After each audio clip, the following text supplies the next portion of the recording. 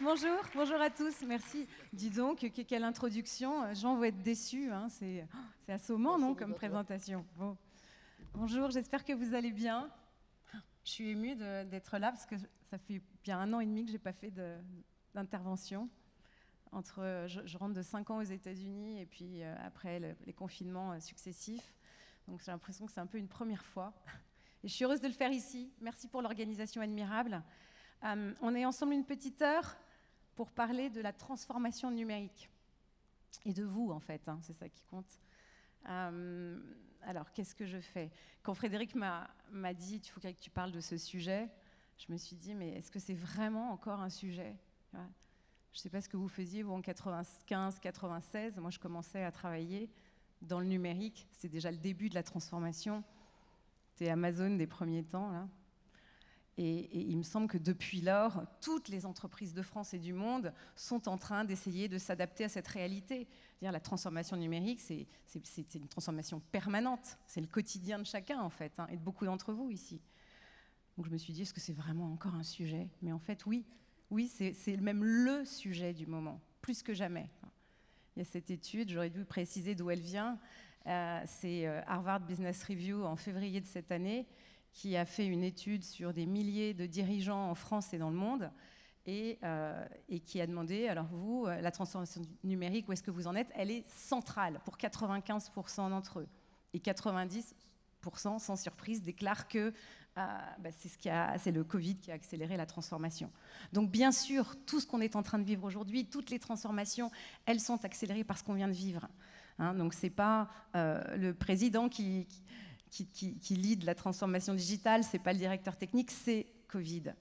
Et c'est logique, hein, on se rend bien compte. Je me suis demandé pourquoi est-ce qu'on parlait tellement de cette accélération. Mais je vous en parle avec beaucoup d'humilité, parce que vous le vivez autant que moi. Hein.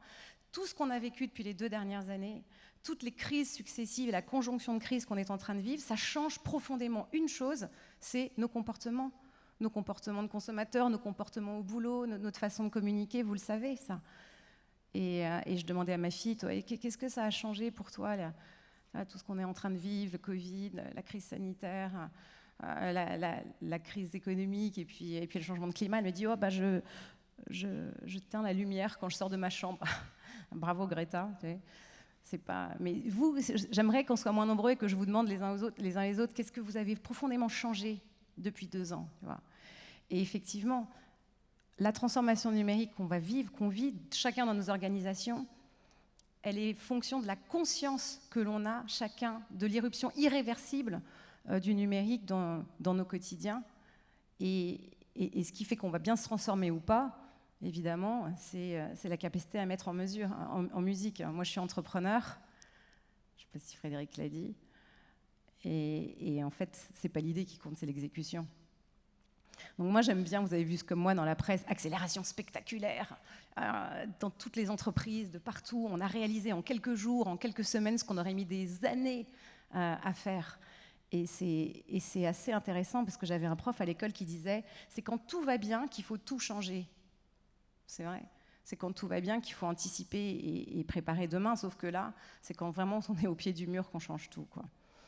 Et aujourd'hui, si je regarde plus la consommation, le sujet que je regarde le plus depuis des années, le commerce, je vois bien, les chiffres sont carrément spectaculaires. Il y a plus de 17 400 sites e-commerce qui sont apparus dans l'espace d'une année.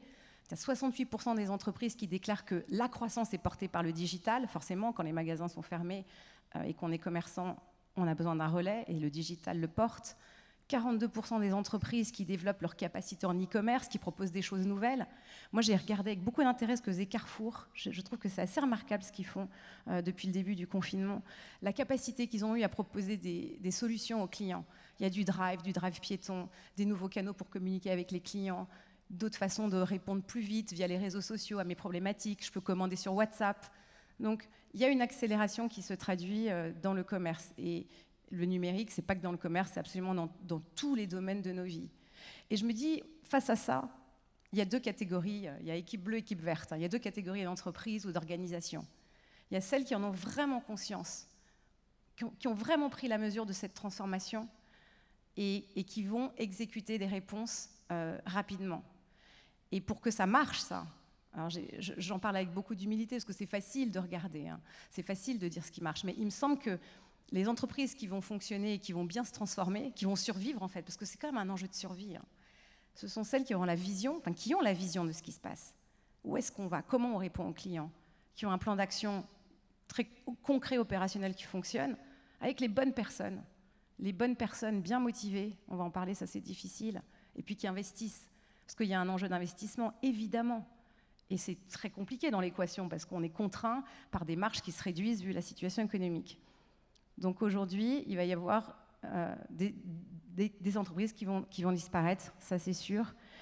On a un vrai point de bascule. Et si pour une organisation on se dit ok, ce que j'avais imaginé avant pour me transformer est devenu obsolète, parce que mes clients ont vraiment changé, moi ce que je me suis dit pour partager avec vous ce matin, c'est comment une entreprise arrive à renouer avec la croissance, et pas simplement avec la croissance, avec le sens, je crois. Parce que ça, vous le voyez aussi, hein, à la faveur des confinements, à la faveur du télétravail, on s'est quand même un peu tous posé la question du sens de tout ce qu'on fait, à échelle individuelle déjà, hein. C'est pourquoi je m'agite, c'est pourquoi je me lève le matin, est-ce que ça vaut vraiment la peine? Est-ce que je suis vraiment alignée avec mon axe de vie? Donc il y a une histoire de croissance, mais de sens aussi. Et donc, pour répondre à cette question, j'arrive un peu avec mon expérience américaine, je vous disais, je viens de passer 5 ans à New York. Qui parmi vous a déjà vécu longtemps à l'étranger? Levez la main, je ne sais pas si je vois. Qui a déjà vécu à l'étranger? Faites voir. Ah, quand même. Vous savez comme moi que ça change la donne, hein. Quand on est loin de ses bases, il y a quelque chose qui se passe, c'est qu'on n'est plus curieux. En fait, on regarde avec beaucoup plus d'acuité ce qui se passe. On est comme une éponge, en fait. Et moi, je suis allée aux États-Unis, à New York, pendant 5 ans, parce que j'avais envie de comprendre justement la transformation numérique des grandes entreprises. Je m'étais dit, les Américains, forcément, ils font tous plus que nous, plus grands, plus. Et puis New York, c'est la Mecque du commerce. Je vais aller m'inspirer des bonnes pratiques de transformation des entreprises et les partager avec les boîtes françaises.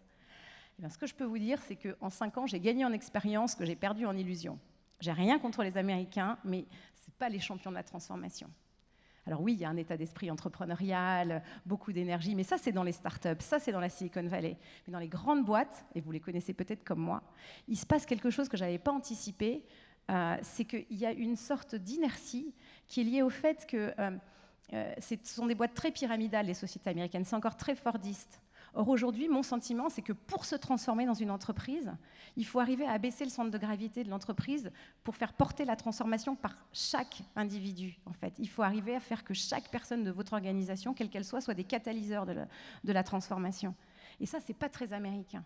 Donc ils constatent, ils ont une bonne vision, il y a beaucoup d'investissements, mais dans les actes, ça se transforme moins. Et des gens comme même Walmart, Target, Best Buy, qui se transforment pourtant bien, ils ont mis beaucoup plus de temps que nos acteurs français, je trouve, hein, à passer à des choses comme du click and collect, des solutions de livraison hyper innovantes. Donc, voilà, ce que j'ai appris, c'est qu'on n'a pas à rougir sur le sujet de la transformation numérique, parce qu'en France, en plus, on aime bien changer un peu les choses, on aime bien changer les règles, et c'est ça qui est bon. Il faut être un bougeur pour arriver à changer les lignes, à bouger les lignes. Mais donc j'ai appris qu'on n'avait pas à rougir, et j'ai aussi appris que l'innovation, en fait, starts with I. Ça, c'est vrai. C'est finalement la transformation, elle dépend de chacun de vous, où que vous soyez, quel que soit le rôle dans l'organisation dans laquelle vous êtes, ou même si vous êtes entrepreneur, c'est vous qui êtes les premiers acteurs de cette transformation. Donc, pour étayer un petit peu tout ça, je me dis, qu'est-ce que je peux vous partager? Qu'est-ce qui me semble important dans les chantiers aujourd'hui de cette transformation? Donc, comme le titre de ma conférence l'annonce, hein, sur le numérique et en particulier sur l'e-commerce. Moi, je vous en parle, chacun de vous pourrait venir en parler, à vrai dire, mais à travers mon œil de cliente, c'est le premier, moi je pense que c'est le plus important. Comment est-ce qu'en tant que cliente, je vois cette transformation? D'investisseuse aussi, parce que je pense qu'il y a énormément à regarder. Je ne sais pas quelle est votre familiarité avec les startups, avec tous ces acteurs de l'écosystème. Qui parmi vous a déjà investi dans une startup? Levez la main. Oh, hein, que je vois. Allez, c'est pas beaucoup, hein. Même des toutes petites sommes. Vous savez pourquoi c'est important pour moi? Il me semble que la vision du monde de ces petits acteurs, jeunes ou moins jeunes d'ailleurs, elle est terriblement rafraîchissante. Et moi, je me plug à l'énergie des entrepreneurs parce que la façon de voir les clients, la façon de voir le monde, la façon de voir le business est tellement différente. Donc, Voilà, c'est mon regard d'investisseuse sur la transformation, d'administratrice aussi. Je ne suis pas contente, il y a des voitures Peugeot autour de moi, c'est pas grave. Je me sens un peu en milieu hostile. Moi, je suis dans le groupe Renault, mais c'est très bien aussi, un Peugeot, j'aime bien. Et c'est vrai que c'est intéressant parce que pour le coup, on peut avoir de la théorie sur la transformation, mais je vois de l'intérieur la difficulté qu'on a. Et je vais vous partager ce que j'ai compris. Et puis d'entrepreneur, parce que c'est au fond ma vraie nature et je suis en train de travailler à ma 4e entreprise. Donc, si je voulais partager, en fait, qu'est-ce que c'est pour moi la transformation numérique et en quoi, qu'est-ce que les boîtes qui vont bien le faire et qui probablement survivront mettent en œuvre. Le premier chantier pour moi, c'est le chantier humain. Quand on dit transformation numérique, pour moi, il y a un enjeu humain avant toute chose. Je crois que la vraie difficulté, c'est... Je vais me mettre là, je vais changer de perspective sur la salle. La vraie difficulté, c'est de retrouver l'envie quand même de retourner au bureau pour réinventer le modèle de son entreprise.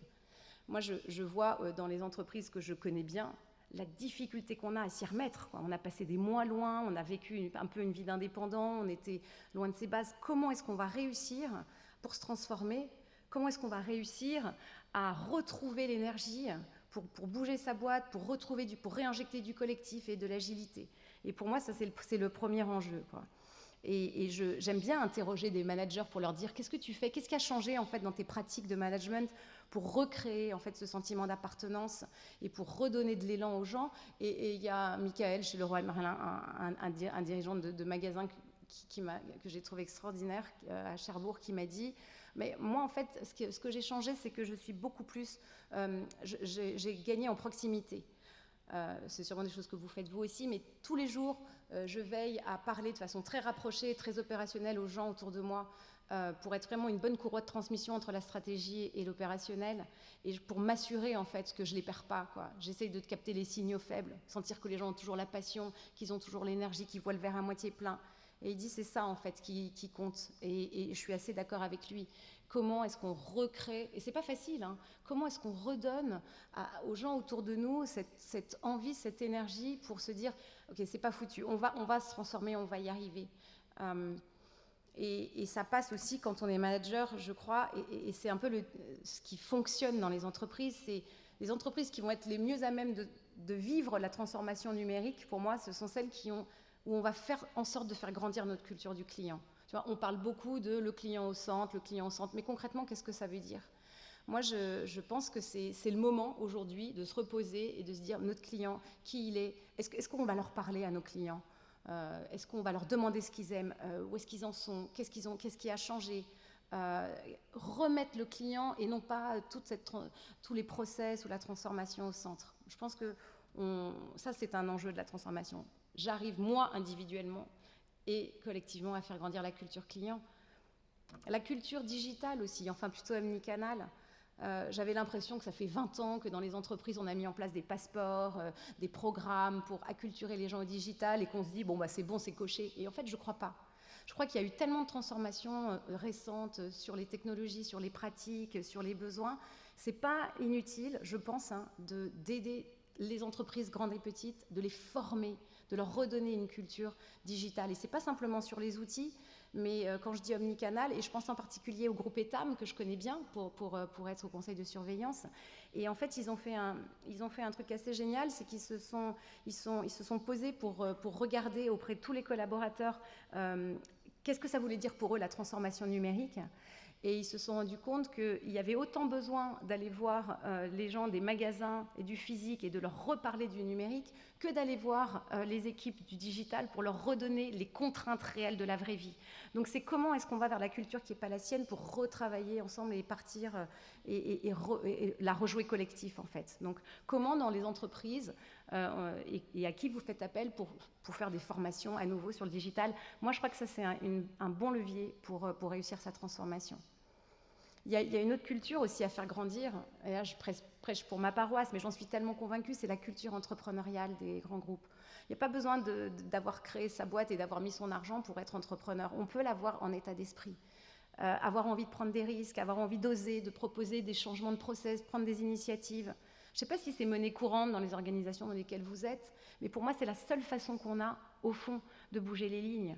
Et ça se transmet. Moi, je suis convaincue, et ce n'est pas au contact de gens, de théoriciens de l'entrepreneuriat, mais de vrais entrepreneurs, qu'on peut faire grandir sa culture entrepreneuriale. Alors, je vous disais, moi, je le fais en investissant dans des startups, mais je suis sûre qu'il y a là aussi des rencontres à imaginer avec des gens qui ne sont pas comme vous, en fait, qui sont différents de vous pour... Vous êtes sûrement entrepreneur dans l'âme, ne me faites pas dire ce que je n'ai pas dit, mais je pense que c'est important, parce que ça donne une audace qui permet d'aller plus loin et de réussir sa transformation.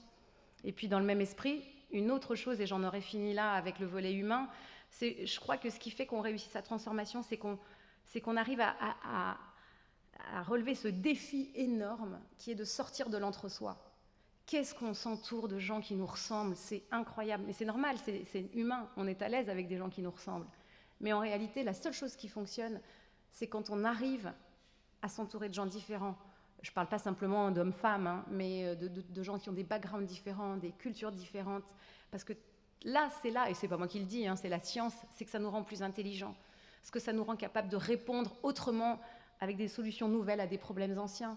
Parce que ça nous donne de l'énergie, parce que ça nous rend plus agiles, en fait. Donc, ça, c'est pour moi, pardonnez-moi, hein, je survole ces sujets et on pourrait y passer des heures, mais sur le volet humain, si on arrive en fait à redonner l'énergie aux gens autour de nous, parce que tout commence par l'énergie en réalité, et qu'après on arrive à faire grandir sa culture digitale, sa culture client, sa culture entrepreneuriale, et qu'on est un peu un agent de diversité, bon, ça fait beaucoup, hein, on the plate, mais je crois que c'est une clé. Et si on était moins nombreux encore, j'aimerais bien faire avec vous le diagnostic sur chacun des points. T'en es où? Qu'est-ce qui est difficile? Parce que ça, c'est finalement pas si compliqué.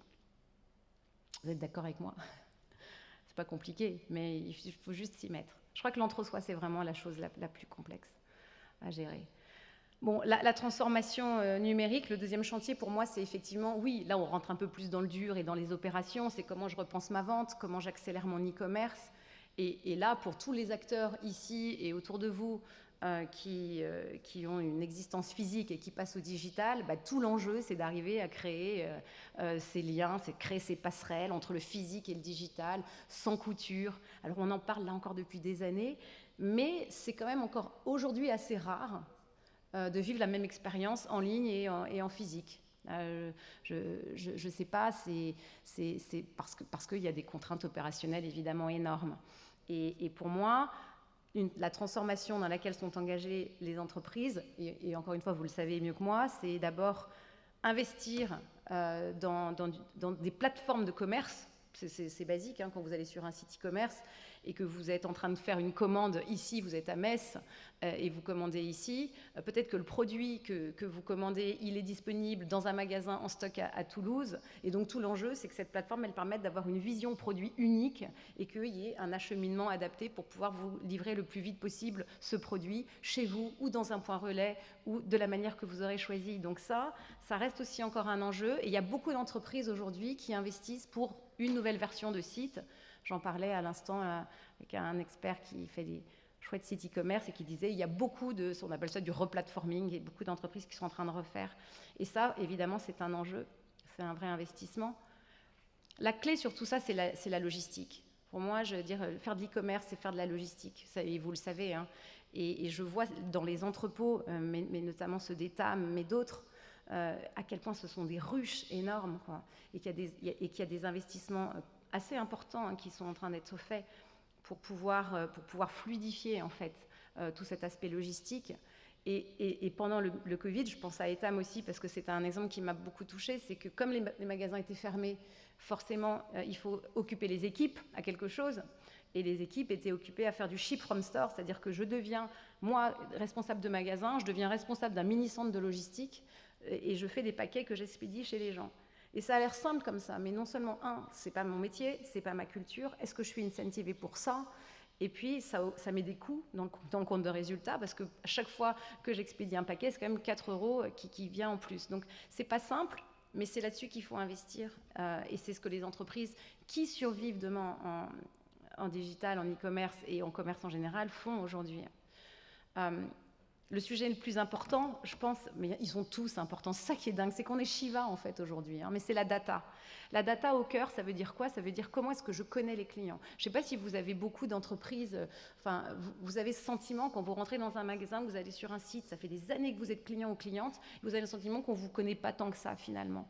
Alors qu'aujourd'hui, ça c'est un enjeu des boîtes, d'arriver à avoir un data lake, d'avoir un espace où on collecte les données pour chaque client, et qu'on est capable de partager la donnée client, que je sois dans un magasin, que je sois à l'e-commerce, que je sois quelqu'un qui fait le community management.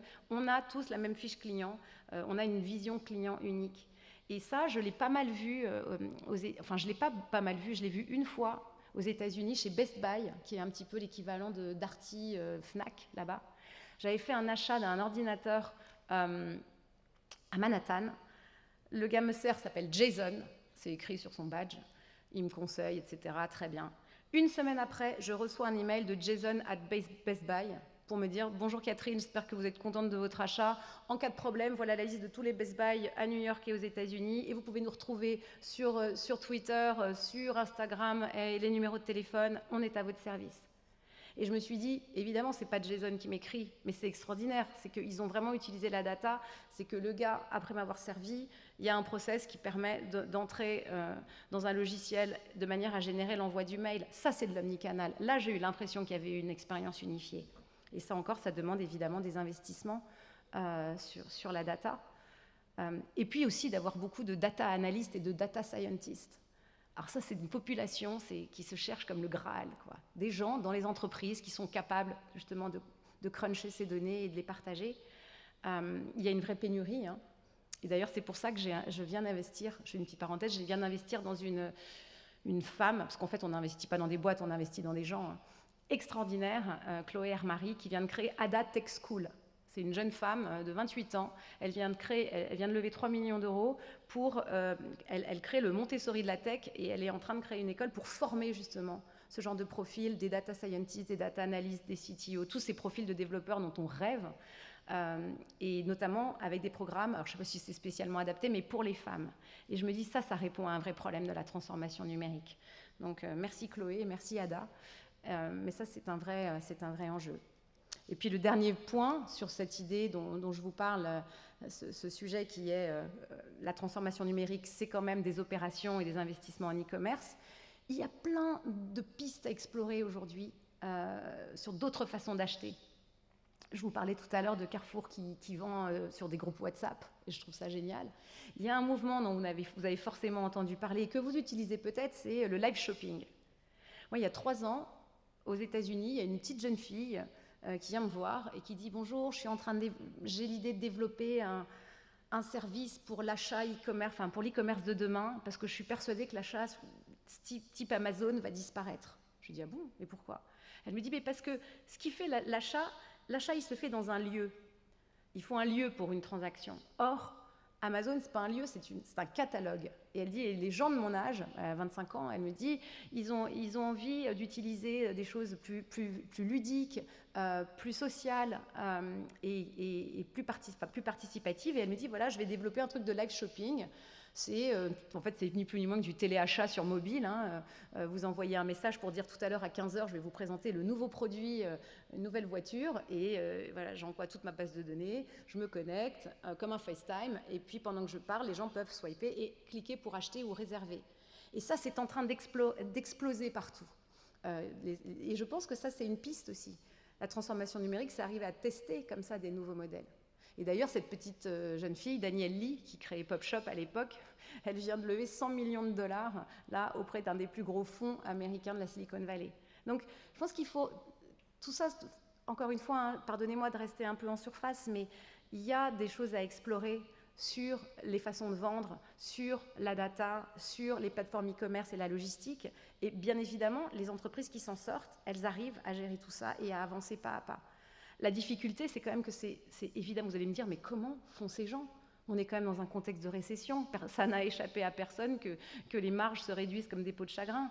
Donc l'équation, c'est vraiment, il faut que mes marges se réduisent et pour autant, il faut que j'explore tout ça. Mais comment on fait ? Je crois que c'est le 3e enjeu de la transformation numérique, c'est repenser son modèle économique. C'est comment j'arrive avec l'existant, à faire un pas de côté et à me dire comment demain je vais sortir en fait. J'ai un certain métier aujourd'hui, et c'est vrai pour chacun de vous aujourd'hui, je crois. C'est je fais bien mon métier, forcément je vends des choses que les gens achètent, mais qu'est-ce que mon entreprise ou moi-même, quel autre service je peux vendre, ou de quelle autre manière je peux commercialiser mes services, ou est-ce que je peux aller sur des choses pas simplement adjacentes, mais complètement différentes. Et ça, c'est l'enjeu des entreprises, et c'est un sacré casse-tête, parce qu'en plus, il faut mettre tout ça dans un contexte d'impact. Comme je vous disais tout à l'heure, et vous le savez mieux que moi, aujourd'hui, il y a croissance, mais il y a aussi une croissance qui est forcément liée à l'impact que j'ai sur la planète, sur mes semblables, sur les jeunes générations. Donc, ma réflexion sur les nouveaux produits que je peux développer ou mes nouveaux modes de commercialisation ou complètement autre chose ne peut pas être décorrélée de ce sujet-là. Ça peut évidemment pas non plus être décorrélé de la rentabilité, on maîtrise toujours ses coûts. Mais je crois que ça, c'est un vrai sujet. Et les boîtes qui se transforment bien, et c'est du numérique, mais au-delà, bien sûr, parce qu'il y a forcément du digital dedans, mais c'est celles qui testent des nouvelles pistes. Et en pensant à ça, je me disais, bon, il y a Accor, là, je suis dans un hôtel Mercure, moi, depuis que je suis arrivée ici, et Accor, c'est quand même un sacré enjeu pour Accor. Quand le commerce, le tourisme mondial s'arrête et que j'ai des milliers d'hôtels, qu'est-ce que j'en fais, tu vois ? Est-ce que je les transforme en espace de coworking pour les entrepreneurs ? Donc là, pour le coup, c'est pas quand tout va bien qu'il faut tout changer, il faut tout changer. Donc il y a Accor, bien sûr, mais je regardais chez les distributeurs alimentaires, c'est pas vraiment une nouvelle offre, mais c'est un nouveau modèle de commercialisation. Il y a ce mouvement pour passer à l'abonnement. L'abonnement, c'est génial. Moi, j'ai toujours appris, je regarde dans toutes les boîtes dans lesquelles j'investis, dans le modèle économique, l'abonnement, c'est quand même l'assurance de revenus récurrents. Carrefour était précurseur, tu as Casino et Monoprix qui viennent juste de l'annoncer. Monoprix, c'est je m'abonne pour quelques 10 € par mois. Ça me donne droit à des réductions sur une sélection de produits et même parfois à des livraisons gratuites. Ça se tente, parce que je crois que c'est une nouvelle façon de consommer et c'est peut-être une nouvelle façon de renouer avec le client. En tout cas, ça, c'est une façon de changer mon modèle de vente. Le modèle que je connais le mieux, et sans trahir de secret, mais dans la série, je me remets en cause et je réinvente mon modèle économique. S'il y a bien une entreprise qui le fait et qui le fait admirablement, c'est Renault. Et parce que c'est drôle, parce que moi je suis arrivée chez Renault à l'époque de Carlos Ghosn, donc vous imaginez le bizutage. J'avais jamais été administratrice d'entreprise. Là, je pense que je suis capable de le faire pour d'autres sans problème, parce que j'ai vraiment vu toutes les problématiques humaines, organisationnelles se poser en même temps. Et ce qui est incroyable chez Renault, c'est qu'ils ont initié la Renaulution, donc c'est vraiment la révolution. Et cette révolution, elle part quand même de l'idée, on le sait tous, que les voitures diesel, c'est terminé. Il faut non seulement passer à des voitures électriques, mais au-delà de ça, c'est que demain, et quand je dis demain, c'est à l'échéance de 10-15 ans, le métier des constructeurs automobiles, et vous en êtes peut-être dans la salle, c'est plus de fabriquer des voitures et de gérer un parc automobile, c'est complètement autre chose. Et c'est cette autre chose qu'il faut inventer.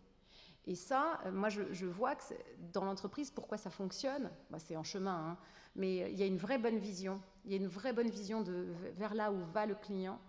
Le plan d'exécution, il est bien fait parce que l'entreprise a été redivisée par marque avec une nouvelle entité qui s'appelle Mobilize et qui est chargée d'explorer, en fait, tous les nouveaux modèles économiques. Les gens, il y a un vrai travail qui est fait pour remobiliser, pour redonner de l'énergie, pour redonner de l'autonomie. Et puis, il y a quand même des investissements qui sont faits malgré le contrôle des coûts. Donc, c'est passionnant de voir la transformation.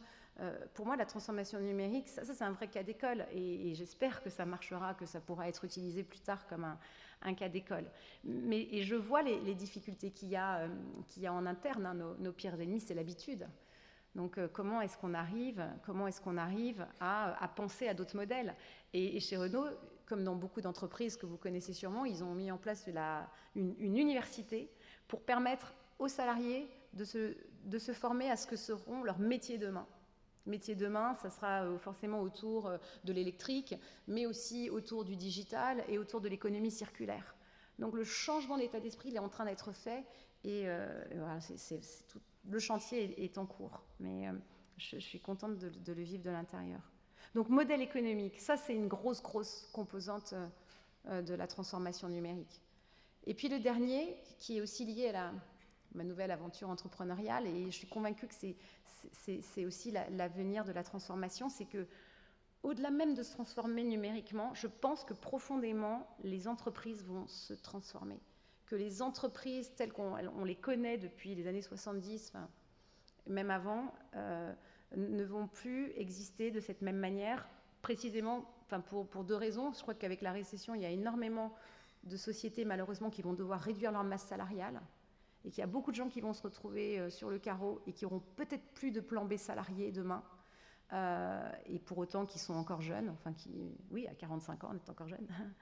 Et puis que de l'autre, il y a quand même une sorte d'aspiration à autre chose de la part des plus jeunes générations. Enfin, je ne sais pas autour de vous, c'est des gens qui vous disent « Non mais moi, salarié, j'aspire à autre chose, à plus de sens, plus d'autonomie, plus d'équilibre dans ma vie aussi. » Et donc pour toutes ces raisons, je pense qu'il va y avoir probablement un déport de création de valeur économique des grandes entreprises vers les individus. Et qu'être indépendant, c'est une vraie option à regarder de près. Et que quand on est une entreprise, travailler avec des indépendants, c'est aussi un gage d'agilité et de plein de choses positives. Alors on peut débattre, mais je crois qu'il y a quelque chose quand même dans cette direction-là, sur le travail de demain. Et la personne qui m'a beaucoup inspirée là-dessus, et Frédéric, que tu pourras inviter sûrement l'année prochaine, c'est Laetitia Vito. Elle a écrit un livre remarquable qui s'appelle « Du labeur à l'ouvrage » et qui explique très très bien cette mutation qui s'opère sous nos yeux mais qu'on ne voit pas forcément. Et elle dit une chose très juste, elle dit « La valeur se crée autant en dehors des organisations qu'à l'intérieur ». Et ça oblige les entreprises à repenser ce qu'elles sont, pour se voir comme des hubs de compétences, pour se voir comme des écosystèmes et dont les parties prenantes sont multiples. Et moi je pense qu'une entreprise qui va réussir sa transformation numérique et transformation tout court demain, c'est une entreprise qui va avant les autres comprendre qu'il va falloir inventer de nouvelles formes de collaboration en fait, avec les freelances, avec les indépendants, parce que c'est aussi un gage de nouveau souffle, nouvel élan pour se réinventer. Je suis bavarde, hein, désolée, mais c'est tellement passionnant tous ces sujets et j'ai envie de m'y investir. Donc le message avec lequel je veux vous laisser, j'aimerais bien vous entendre aussi les uns les autres après pour partager aussi votre expérience, hein, c'est la transformation, quelle qu'elle soit, numérique et au-delà, elle passe par vous, quoi. Innovation starts with I.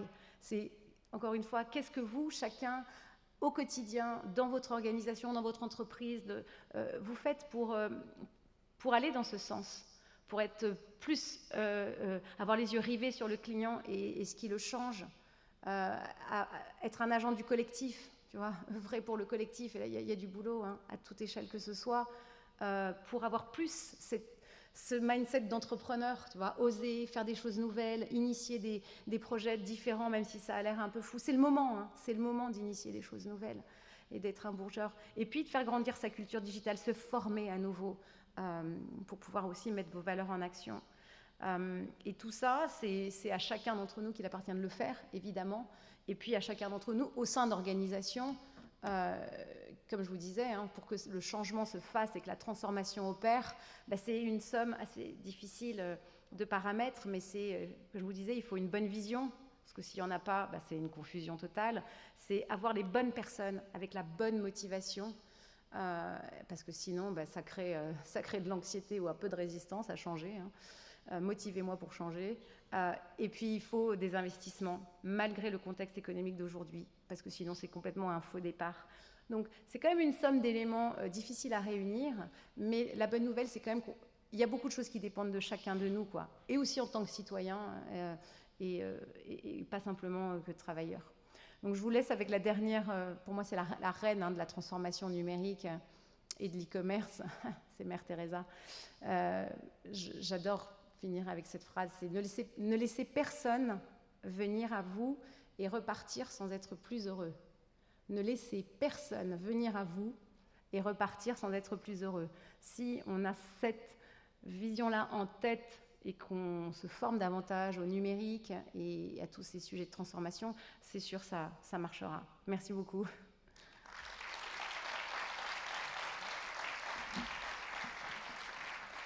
Merci.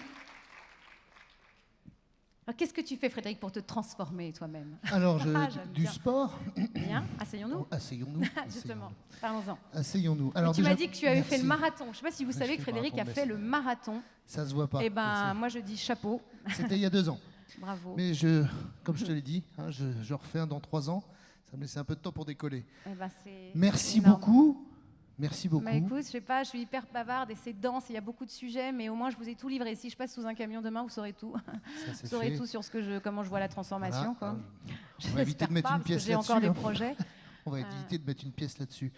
Avant de passer le micro à la salle, je ne sais pas s'il y a un micro-salle qui est prévu en déambulation. Je regarde mon équipe par-delà les sunlight, n'est-ce pas? Je vous laisse vous charger de ça. Juste une ou deux choses. Oui. D'accord. Il y a une première chose. Toi, tu es une pionnière. Tu as vu le e-commerce grandir en France et tu l'as vu venir de là où il venait, de là où se faisaient les nouvelles formes de business. Merci de me rappeler mon âge. Oui, ben, ça c'est fait. Non, mais c'est parce que tu m'as... Bon. Quoi, tu t'es transformé en méchant, en fait. Donc, cette question, elle concerne la France. On est un pays particulier. Tous les pays sont particuliers, mais pourquoi en France, on s'y est mis plus tard, plus doucement, parfois, et encore aujourd'hui, d'ailleurs, entraînant la savate. Qu'est-ce qui fait, selon toi? En fait, c'est pas un rejet qui est propre à la nature française, c'est qu'on avait une spécificité dans les années 80-90, c'est qu'on avait le Minitel. Et le Minitel, enfin, aussi imparfait était-il, il faisait un peu la blague, quoi. Si j'avais envie de commander des billets de train, j'allais dessus. Si j'avais donc, il y avait cette habitude qui était ancrée.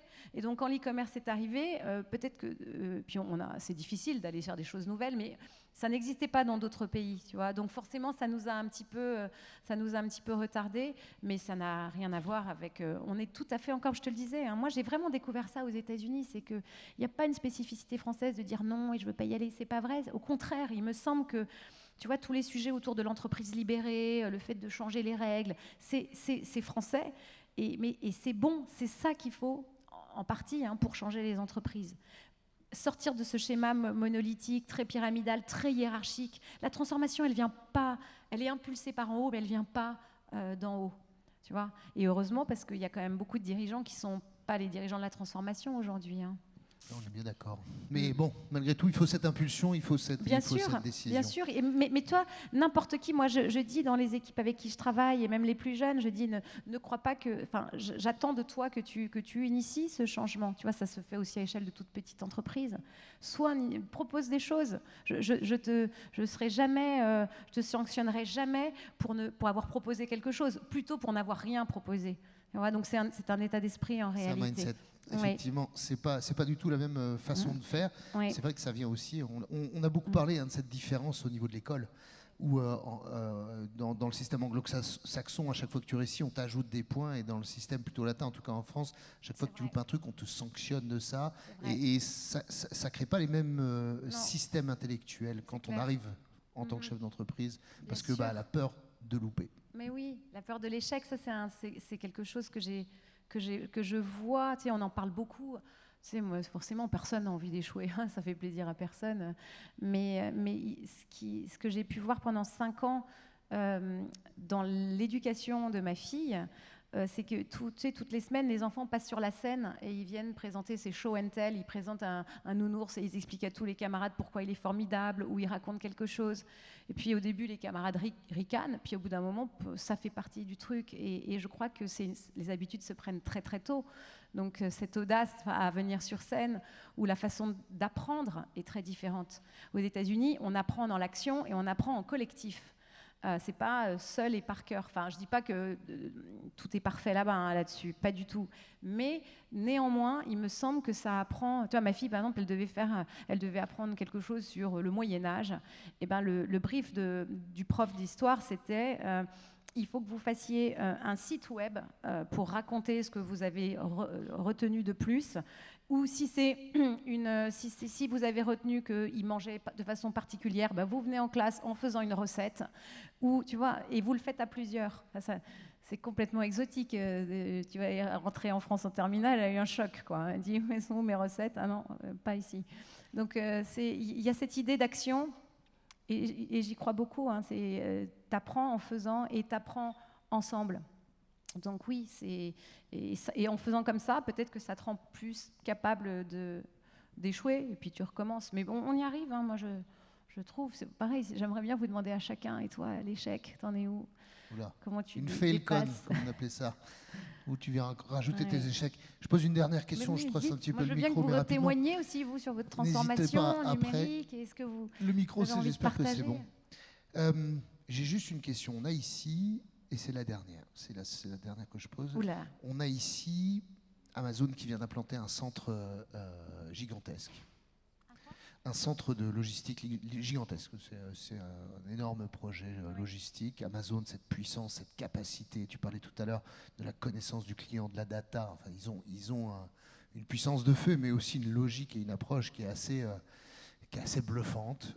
Et de l'autre côté, on a les commerçants, quelle que soit leur taille, qui se disent mais comment je vais faire? Et en fait, j'ai l'impression qu'ils partent battus d'avance en disant on a perdu d'avance. Est-ce que tu as un petit message d'espoir finalement à leur donner? Mais carrément, attends, j'ai écrit Le magasin n'est pas mort il y a 10 ans et j'y crois profondément.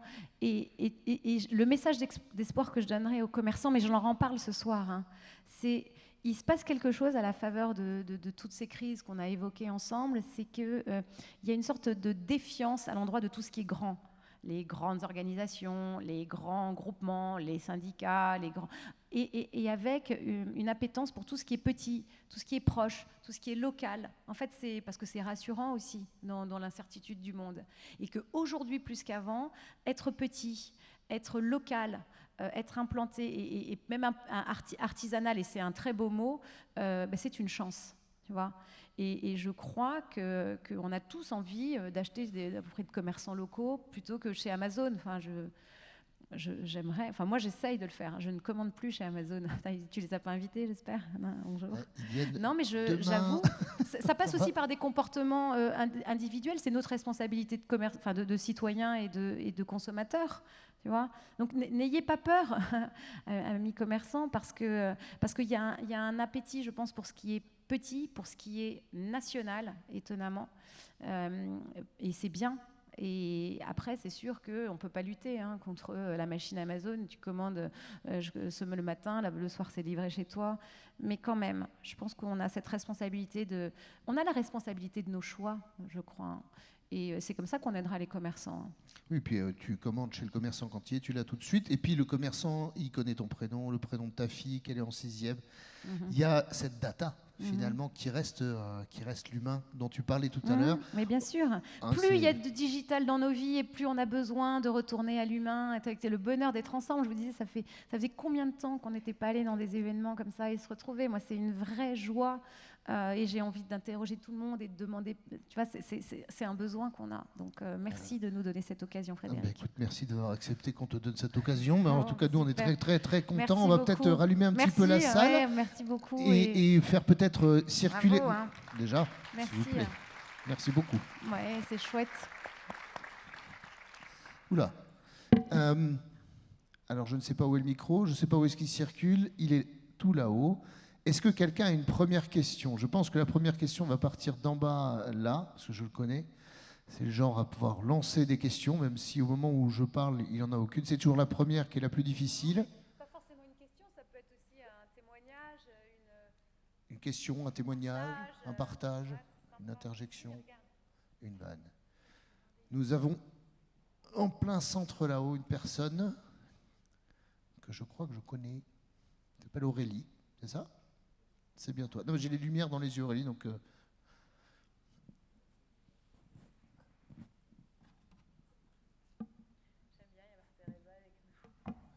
Ça marche.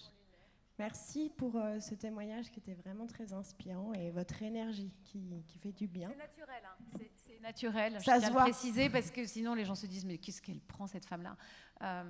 Non, mais je prends du moringa. Ça, je peux vous donner un petit. Voilà, le moringa, ça donne la pêche. C'est pas bon, mais ça marche apparemment. Mon mari dit non, prends pas trop, chérie. On peut l'acheter en circuit court. Ouais. Moi, je voulais juste, parce que du coup, je trouve ça hyper intéressant de travailler sur la donnée.